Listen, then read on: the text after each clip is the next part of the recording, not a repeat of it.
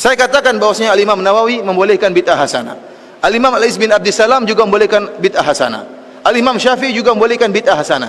Tetapi bid'ah hasanah yang dimaksud oleh mereka para imam bukan yang dimaksud oleh masyarakat umum. Yang dimaksud dengan bid'ah hasanah mereka adalah sarana-sarana. Contohnya apa? Makanya saya akan bacakan di sini perkataan Al-Iz bin Abdissalam tentang yang dimaksud oleh bid'ah hasanah oleh beliau.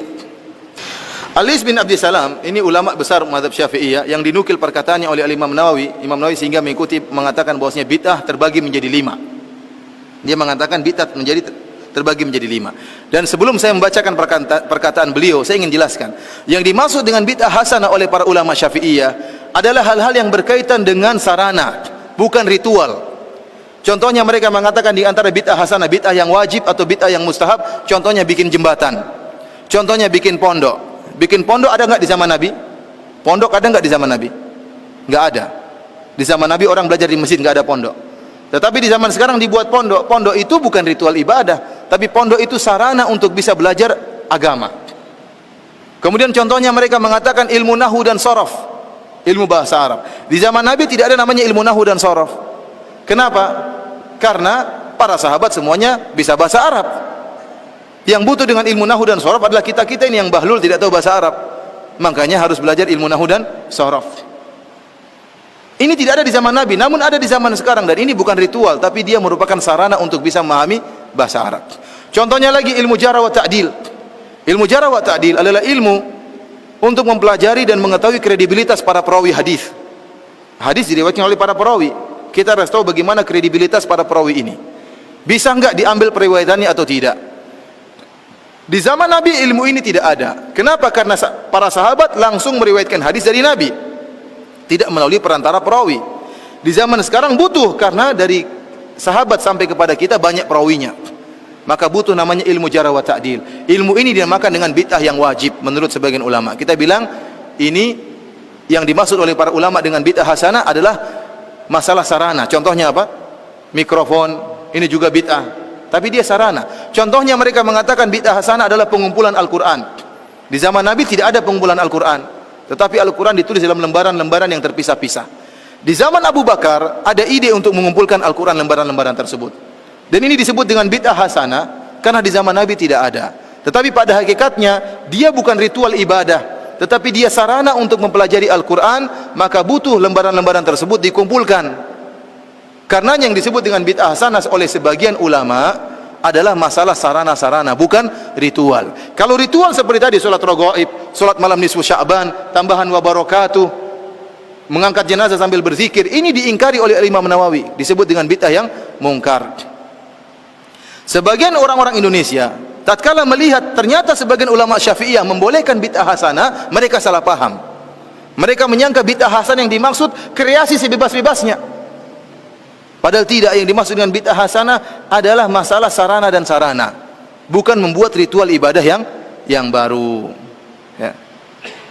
Karenanya lihat, tatkala Imam Al-Iz bin Abdissalam mengatakan bid'ah terbagi menjadi bid'ah yang wajib, bid'ah yang haram, bid'ah yang mandub, dan bid'ah yang makruh, dan bid'ah yang mubah. Jadi bid'ah ada berapa? Wajib, mustahab, kemudian makruh, haram, dan mubah. Ada 5 macam bid'ah. Kemudian beliau menyatakan ada beberapa contoh bid'ah yang wajib, kata beliau. Yang pertama, berkecimpung dalam ilmu nahwu, yang dengan ilmu tersebut dipahami perkataan Allah dan perkataan Rasulullah. Hal ini hukumnya wajib. Menjaga syariat tidak mungkin kecuali dengan ilmu nahwu. Contoh kedua adalah menjaga kata-kata yang asing, yang gharib. Jadi di zaman Nabi tidak ada penulisan kata-kata gharib. Jadi ada bahasa Arab, bahasa yang luas, dan Nabi dan para sahabat mengerti bahasa Arab dengan detail. Kemudian berlanjut dengan berjalan waktu, sebagian ulama pengetahuan tentang bahasa Arab berkurang. Oleh karenanya bahasa Arab yang susah-susah harus ditulis, dikumpulkan supaya orang tidak lupa. Pengumpulan tulisan bahasa-bahasa Arab yang susah ini dianggap bid'ah yang wajib oleh Al-Iz bin Abdissalam. Ini ritual ibadah atau bukan? Bukan, dia bukan ritual, tapi hanyalah sarana untuk menjaga syariat. Contoh ketiga, bid'ah yang wajib adalah penulisan usul fikih. Usul fikih juga tidak ada di zaman Nabi, tetapi dia bukan ritual ibadah. Ilmu usul fikih adalah ilmu untuk mempelajari penunjukan bahasa-bahasa Arab. Di zaman Nabi tidak perlu, karena para sahabat sudah ngerti bahasa Arab dan penunjukan bahasa Arab tersebut. Ini ilmu bukan ritual ibadah, bukan suatu ritual, tetapi sarana untuk bisa mempelajari agama. Dia sebutkan juga di antara contoh bid'ah yang mustahab, di antaranya pembuatan ar-rabat dan sekolah-sekolah, buat pondok, sekolah-sekolah, ini bid'ah hasanah. Bid'ah yang mustahab. Dari sini ikhwani fillah wa akhwati fiddin azanillahu wa iyyakum, kita paham ternyata meskipun sebagian ulama Syafi'iyah membolehkan adanya bid'ah hasanah, namun bid'ah hasanah yang mereka maksudkan tidak sebagaimana yang dipahami oleh banyak orang, sehingga mereka menyangka boleh berbuat kreasi dalam ibadah sebanyak-banyaknya. Ini tidak dibenarkan, ya. Yang dimaksud bid'ah hasanah oleh mereka hanyalah, ya, perkara-perkara yang berkaitan dengan sarana dan bukan ritual ibadah. Karena kalau kita membuka bab ini, setiap orang boleh bikin ritual agama, maka akan banyak kelompok-kelompok yang aneh-aneh. Ada yang berzikir dengan menggerakkan kepalanya, la ilaha illallah, ya, seperti itu apa? Illallahnya harus begini. Kenapa begitu? Enak saya rasakan. Kenapa kalau saya illallah sebelah kiri enak atau tidak, ya? Orang juga, ya. Oleh karena saya katakan bid'ah hasanah semuanya relatif, tidak ada yang absolut. Beda dengan syariat. Kalau syariat Islam, solat berjamaah semua sepakat itu baik, bersedekah semuanya sepakat itu baik, solat malam semuanya sepakat itu baik. Tetapi bid'ah hasanah pasti ada khilaf. Contohnya seperti kalau bid'ah hasanah, kenapa dikatakan relatif? Karena dia baik menurut sebagian orang, menurut kreator bid'ah tersebut baik, tapi menurut yang lain tidak baik. Contohnya orang-orang Syiah tatkala berbuat bid'ah memukul-mukul tubuh mereka tatkala 10 Muharram hari Asyura. Kita bilang itu perbuatan buruk, tapi kata mereka orang Syiah ini baik. Dengan saya memukulkan diri saya, mengeluarkan darah, saya ingat bagaimana perjuangan Hussein, menambah iman saya. Nah, sekarang repot, kita mau larang bagaimana? Kita bilang enggak baik, menurut dia baik. Dan kita punya kaidah sama-sama boleh bikin kreasi.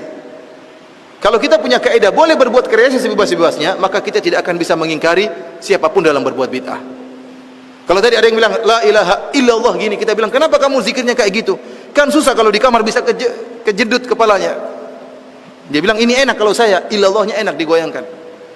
Berarti kalau saya illallah belok kiri boleh enggak? Kalau ke belakang illallah enak enggak, ya? Seperti itu, ya. Akhirnya orang bebas saja mau berzikir, mau bikin zikir apapun, bikin ibadah apapun enak. Oleh karena kita bilang suatu yang hasanah bid'ah itu pasti relatif.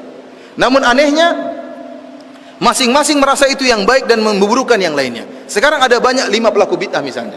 Ada thariqah misalnya, thariqah Rifaiyah, ada thariqah Tijaniyah, ada thariqah Naqsyabandiyah. Masing-masing punya bid'ah khusus. Masing-masing punya bid'ah khusus. Masing-masing punya salawat khusus. Masing-masing punya cara ibadah khusus. Yang satu menganggap dia yang terbaik, yang lain kurang baik, yang lain juga demikian. Masing-masing merasa terbaik. Itulah akibat dari bid'ah. Padahal ikhwani fillah azanillahu wa iyyakum, kalau boleh bebas berbuat bid'ah,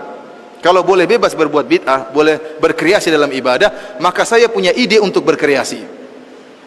Ide saya untuk berkreasi, saya punya ide yang sangat indah.